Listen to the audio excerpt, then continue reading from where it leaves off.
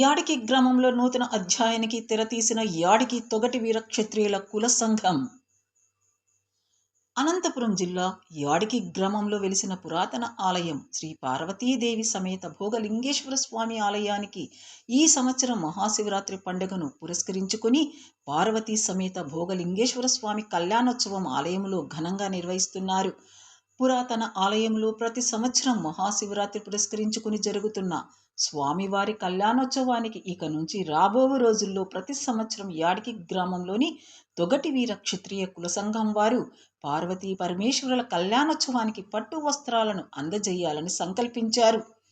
ఈ పట్టు వస్త్రాలు సమర్పించే కార్యక్రమాన్ని ఆలయ కమిటీ సభ్యులు ఉడమల హరిప్రసాద్, చౌడమ్మ దంపతులచే ఈ రోజుతో మొదలుపెట్టి రాబోవు తరాల వారికి కూడా ప్రతి మహాశివరాత్రి పండుగను పురస్కరించుకుని శివ పార్వతుల కళ్యాణోత్సవానికి ఈ పట్టు వస్త్రాలు సమర్పించేలాగా యాడికి గ్రామంలోని సంత మార్కెట్లో వెలిసిన పురాతన ఆలయమైన తొగటి వీర క్షత్రియుల కులదేవత అయిన శ్రీ చౌడేశ్వరి దేవి అమ్మవారి ఆలయంలో శివపార్వతుల కళ్యాణానికి ఇచ్చే పట్టు వస్త్రాలను అమ్మవారు ముందు ఉంచి ప్రత్యేక పూజలు చేసి అనంతరం శ్రీ చౌడేశ్వరీదేవి ఆలయ కమిటీ సభ్యుల దంపతులచే మేళ తాళాలు, మంగళ వాయిద్యాలతో ఆలయం నుంచి బయలుదేరి యాడికి గ్రామ పెద్దమ్మ తల్లి ఆలయంలో అమ్మవారికి పసుపు, కుంకుమ, గాజులతో ప్రత్యేక పూజలు జరిపి అనంతరం గ్రామ నడిబొడ్డున వెలిసిన శ్రీ పార్వతీ సమేత భోగలింగేశ్వర స్వామి ఆలయానికి మేళ తాళాలు, మంగళ వాయిద్యాలతో ఊరేగింపుగా వెళ్ళి ఆలయానికి చేరుకొని శివాలయ అర్చకులు దినేష్ గారికి పట్టు వస్త్రాలను అందజేశారు.